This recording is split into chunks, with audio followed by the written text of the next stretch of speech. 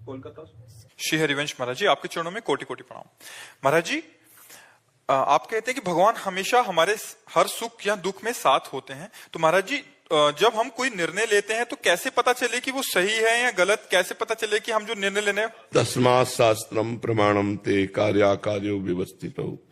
इसके लिए शास्त्र प्रमाण है कि हमारा संकल्प गलत है मन का या सही है। शास्त्रों का ज्ञान नहीं है तो सत्संग सुनो, सत्संग से पता चल जाएगा। और सबसे बढ़िया बात बता रहे हैं, आंतरिक कोई भी गलत कार्य होगा तो अंदर से एक आवाज आती है गलत है। आप लोगों को अनुभव होता है कभी? नहीं होता? वो भगवान अंदर अंतरात्मा में गुरु रूप से बैठे। जब आप कोई गलत कार्य करने की सोचोगे तो एक भय आएगा, एक शोक सा आएगा, अंदर यार गलत है, नहीं करना चाहिए, पर मनमानी करके हमसे वो करा लेता है। अगर एक सेकंड थोड़ा सा रुक कर अंतर की बात सुन लो तो आपको किसी से पूछने की जरूरत नहीं, आपकी अंतरात्मा ही गुरु है, वो आपको बता देगी ये गलत है और ये सही है। पर उसके लिए बहुत सूक्ष्म चिंतन चाहिए, नहीं तो मनी राम ऊपर से ऐसा फेंक देंगे कि आपको लगेगा कि अंतरात्मा की आवाज है। मन की मांग को हम अंतरात्मा की आवाज मानकर पापाचरण कर बैठते हैं। कर बैठेंगे नहीं, कर बैठते हैं और अंदर की आवाज को दब जाते। अगर वो अंदर की आवाज हम मान ले तो हमसे पाप कर्म होगा ही नहीं, क्योंकि प्रत्येक प्राणी के अंतर में गुरुदेव विराजमान है, भगवान विराजमान है। अखंड मंडलाकारम व्याप्तम चराचरम, तो सब में गुरुदेव विराजमान है। श्री राम में सब जग जानी, तो सब में भगवान विराजमान है। जब भगवान और गुरुदेव आज्ञा करते हैं, उसकी बात मान ले तो हमसे कोई पाप कर्म नहीं होगा। अगर इतना ज्ञान नहीं है तो शास्त्रों को पढ़ो, सत्संग सुनो, तो आपको पता चल जाएगा कि हमारा मन कौन सा गलत संकल्प करता है और कौन सा। वैसे तो बिना पढ़े लिखे भी पता चल जाता है कि गलत हमारा मन सोच रहा है या सही सोच रहा है। राहुल नागर जी, ग्रेटर नोएडा से। राधे राधे राधे राधे महाराज जी। महाराज जी, मेरे द्वारा जो भी गलत काम वो पाप जाने अनजाने में हुए, उनका पश्चाताप कैसे करूं कि जिससे नई जिंदगी की शुरुआत हो? पढ़े लिखे हो, भागवत का पाठ कर डालो एक बार, और हर समय भगवान का नाम सुमिरन करो। और एक बार भागवत श्रीमद् भागवत महापुराण सर्व पापों का प्रायश्चित कराने में सर्व समर्थ है। घोर पापी वैश्यागामी नीच 7 दिन भागवत सुनकर परम पद का अधिकारी हो गया, धुंधकारी। स्पष्ट कलयुग में परम पद प्रदान करने के लिए भागवत गरज रही है। यदि आप संस्कृत पढ़ लेते हो जी महाराज जी, तो बहुत बढ़िया रहेगा। एक श्रीमद् भागवत गीता प्रेस से खरीद लो और रोज 1 अध्याय 2 अध्याय रोज पाठ करो तुम स्वयं, हिंदी और संस्कृत दोनों का, और पूरी भागवत पढ़ डालो और फिर नाम जप करते रहो, तो आगामी पाप की संभावना नहीं रह जाएगी, पूर्व के सारे पापों का नाश हो जाएगा। और 30 मिनट नाम कीर्तन करो 24 घंटे में, 30 मिनट आधा घंटा ऐसा निकालो जो तुम्हें नाम प्रिय उसका कीर्तन करो। नाम संकीर्तनम यस्य सर्व पाप प्रणाशनम। भगवान के नाम का कीर्तन समस्त पापों का नाश कर देता है। तो भगवान की लीला कथा, भगवान का नाम कीर्तन, भगवान का नाम जप, ये परम पद प्रदान कर देगा। पापों का नाश तो स्वाभाविक हो जाएगा, पाप प्रवृत्ति का नाश हो जाएगा। समझ पा रहे हैं आप? डॉक्टर हर्ष तिवारी जी, फिरोजाबाद से। राधे राधे महाराज जी। महाराज जी, इंद्रियों को वश में रखना सुख का मार्ग कहा गया है महाराज जी, लेकिन जीवन शैली आजकल खान पान कुछ ऐसा हो गया है कि लोग तली हुई विषाक्त खाद्य पदार्थ जैसे कचौड़ी, समोसा, बढ़ई, अन्य फास्ट। चलो शुद्ध पदार्थों से बने हो तो ये भी बात ठीक है। पता नहीं कौन सा तेल है, कौन सा घी है, चर्बी है कि क्या है, और कई दिन का सड़ा बाजार की चीजें, तो मुझे लगता है कि परमार्थिक साधक को तो खाना ही नहीं चाहिए, क्योंकि वो बहुत ही अपवित्र और शरीर के लिए भी हानिकारक। वैसे सब लोग पसंद बाजारे का करते हैं, घर की रसोई करना पसंद करके होटल का ज्यादा पसंद करते हैं, गोलगप्पा ये सब दुनिया की चीजें ज्यादा पसंद करते हैं। मैं ना लंदन से आई थी और मैं जब से आई हूँ तब से गोलगप्पे, छोले भटूरे, पाव भाजी ये सब खाने में लगी हूँ, क्योंकि खाते पीते और मैं आपसे यही प्रश्न पूछने वाली थी कि मैं कैसे अपने आप, आपने कहा है सत्संग में कि साधक को भोजन कम करना चाहिए, असल बात यह है ना कि जब भगवान की प्राप्ति की लगन लगती है तो नहीं खान पान ते भावे है, नहीं कोमल वसन सुहावे है, सब विषय लगे ते खारा है, हरियासिक का मग न्यारा है। अभी शरीर में है ना, आपको लगता है मैं शरीर हूं, इंद्री मन की मांगे आप अपनी मांगे मान रहे हैं, इसलिए आप इंद्रियों को शासन में नहीं ले पा रहे। अगर थोड़ा सा ज्ञान हो जाए, आप दृष्टा भाव में आ जाए कि तो इंद्रियों की मांग है, मन और इंद्रिया मना खष्टान इंद्रियाणी प्रकृति स्थान कर सती, नहीं मुझे इसमें नहीं जाना। देखो 2 अंगुल की जीभ है, बस इतना ही स्वाद है, और यहां से गया तो सब बेकार। ले घाटी नीचे माटी, ये घाटी नीचे माटी केवल। और अगर आपको सही बताएं, इनकी प्रक्रिया बनाते हुए देख लो, जलेबी जब बन के प्लेट में सामने आती है, लेकिन वो जलेबी वाला सीरा देखो, उसमें सैकड़ों मक्खी मरी पड़ी है, वो बस ऐसे निकाल। अपने घर में जो बनाओ, गोलगप्पा खाना है तो अपने आजकल गूगल से सब आप सर्च करके जान सकते हैं, यूट्यूब से, गूगल से, बढ़िया अपने घर में बनाओ, ठाकुर जी को पहले पवाओ और फिर आप पाओ, तो बुद्धि शुद्ध रहेगी। तो हमें लगता है कि मन को चराने की इंद्रियों के साथ जो आदत है, इसे धीरे धीरे कंट्रोल करें। अनजाने में आप अपने को रोगों का शिकार बनाने की तरफ जा रहे हैं।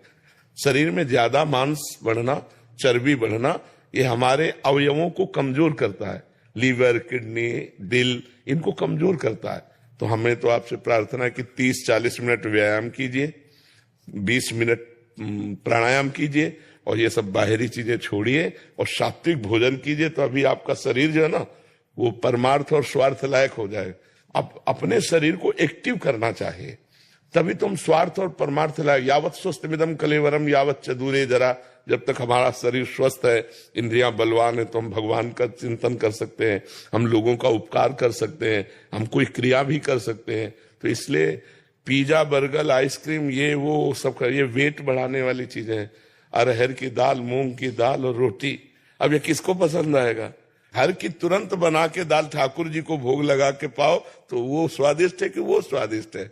हमें लगता है जहां तक हो सके। अब जैसे कुछ समस्याएं बच्चों की, बाहर पढ़ते हैं या सर्विस करते हैं, अब उनको तो होटलों का खाना ही पड़ेगा, लेकिन हम कहते हैं जिनको भगवान सुविधा दिए हैं, बचो, बाजार और होटलों के भोजन से बचो।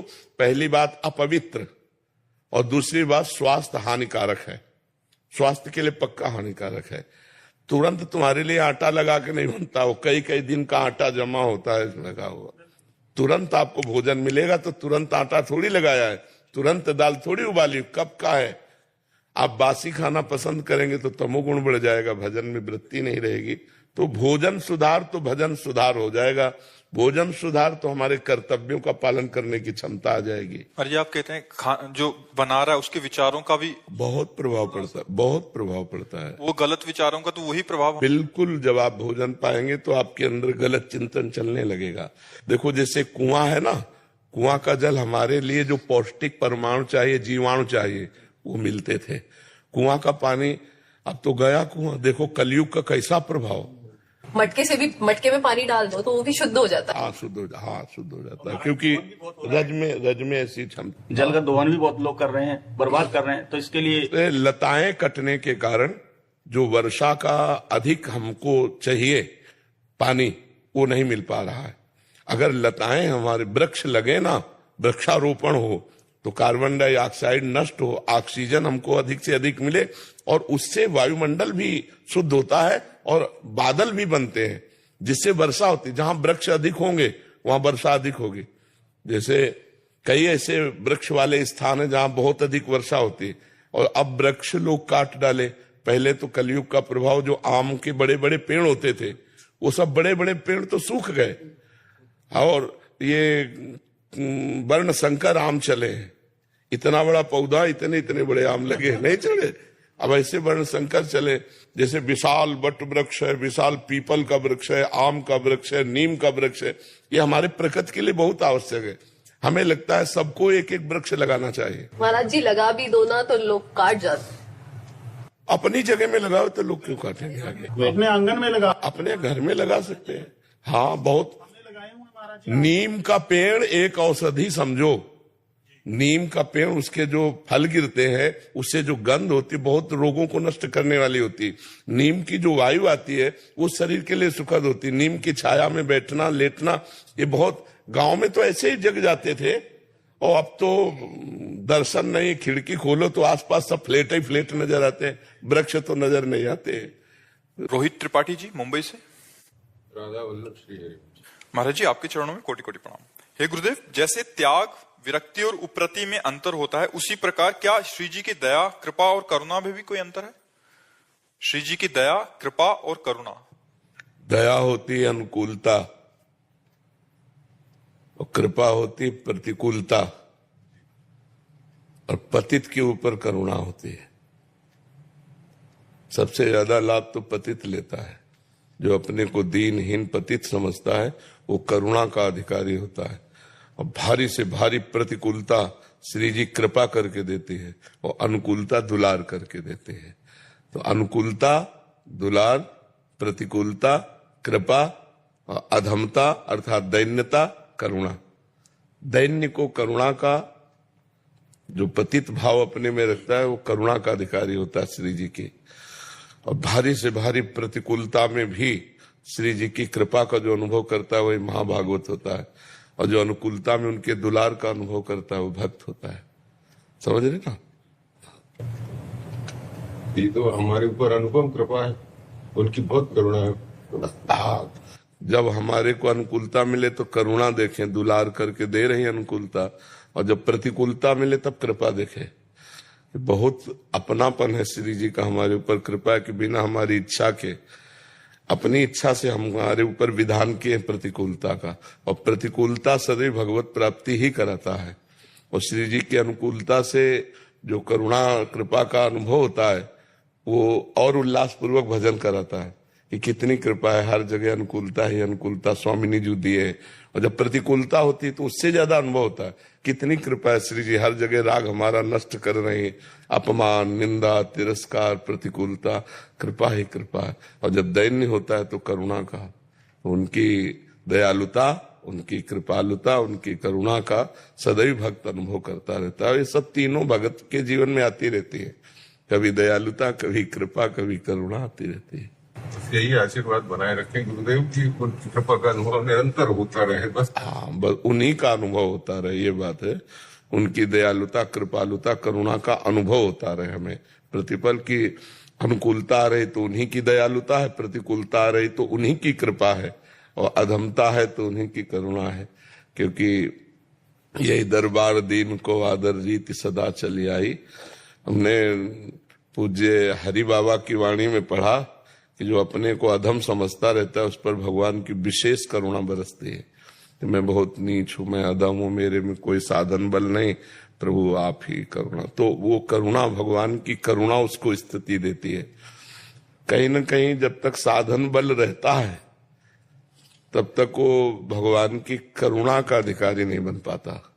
जब साधन बल चला जाता है, अपबल तपबल और बाहुबल चौथो बल है दाम, सूर्य किशोर कृपाते सब बल हारे को हरिनाम, सुनेरी मैंने निर्बल के बल रहा। महाराज जी, मैं ये कह रहा हूँ, आप अगर सत्संग श्रवण करते हैं तो ब्रजवासी की ठसक तो रही तो ठीक है, पर ब्रजवासियों को संत और आप जैसे तरीके से खूब महिमा मंडन करें। पर हमारा दशा ये ब्राह्मण, और ब्राह्मण में भी ब्रजवासी, और ब्रजवासियों में लीला की सेवा दी, तो यहाँ को मत तो बहुत रहे। तो ब्रजवासियों के लिए कछु संबोधन कर दिया कर।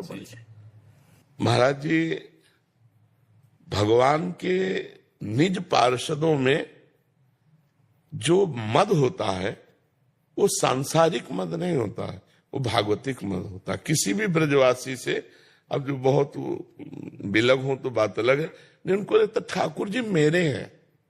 ठाकुर जी से जो अपनेपन का मद होता है ये बना रहना चाहिए। ये त्याज्य नहीं है। प्रयाग में महाराज जी अहंकार जब है या निंदा जो बनती है ना, हाँ, ये नहीं होना चाहिए, ये नहीं होना चाहिए। तो बीच बीच में महाराज सत्संग में ब्रजवासियों में ये प्राय दोष आ रहा है हम लोगन में जी जी कि निंदा को जो है ना ये जी। थोड़ा तो हाँ, अब ये क्या होता है, लोग धरातल पे होता है। जैसे मानो किसी का यश बढ़ रहा है और हमारी स्थिति उस यश को पचाने की नहीं है, तो उसके दो ही स्वरूप आ जाएंगे, फिर निंदा होने लगेगा संत के प्रति या कोई किसी के भी प्रति। ये अवहेलना है यार महाराज है? जी, ये अवहेलना हो जाती है। हाँ, तो इससे क्या होता है कि फिर ये तो समझना पड़ेगा कि ब्रजवासी होके भी दुर्गति हो जाएगी।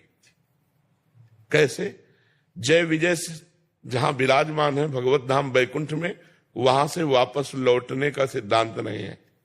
यद्गत्वा न निवर्तन्ते तद्धाम परमम मम, जहां जाने के बाद पुनः वापस नहीं आना होता। लेकिन संत अवज्ञा कर दी, छड़ी लगा दी, सनक सनंदन को रोक दिया, तो फिर 3 जन्म के लिए असुर भाव, भगवान का विरोधी भाव लेकर उनको जन्मना पड़ा। यद्यप करुणा में भगवान उनके लिए 4 बार जन्मे, उनको तो 3 बार जन्म लेना पड़ा। रावण, कुंभकर्ण, हिरणाक्ष, हिरण्यकश्यप, शिशुपाल, दंतवक्र। भगवान को श्री राम के रूप में रावण कुंभकर्ण का उद्धार, और हिरणाक्ष को भगवान ने वाराह रूप से मारा, और हिरण्यकश्यप को नरसिंह रूप से मारा। 3 हो गए, और शिशुपाल दंतवक्र को कृष्ण रूप से मारा। अगर उनको 3 बार आना पड़ा तो भगवान 4 अवतार धारण किए, तो आना पड़ा। जय विजय से बढ़कर कोई पार्षद नहीं भगवान का। निजी पार्षद संत अवज्ञा के कारण उन भगवान टाल नहीं सके, उनको 3 जन्म के लिए असुर योनि में आना पड़ा।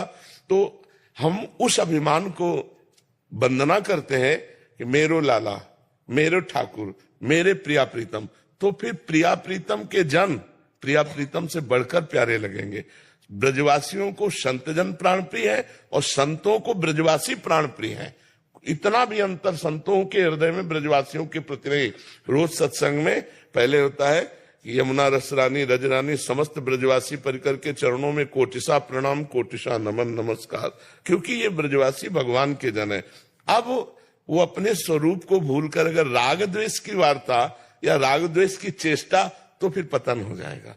यही होगा, यही वृंदावन में बनना पड़ेगा। निज जन तो बाहर जाएगा नहीं, मान लो ब्रजवासी तो बाहर तो जाएगा नहीं।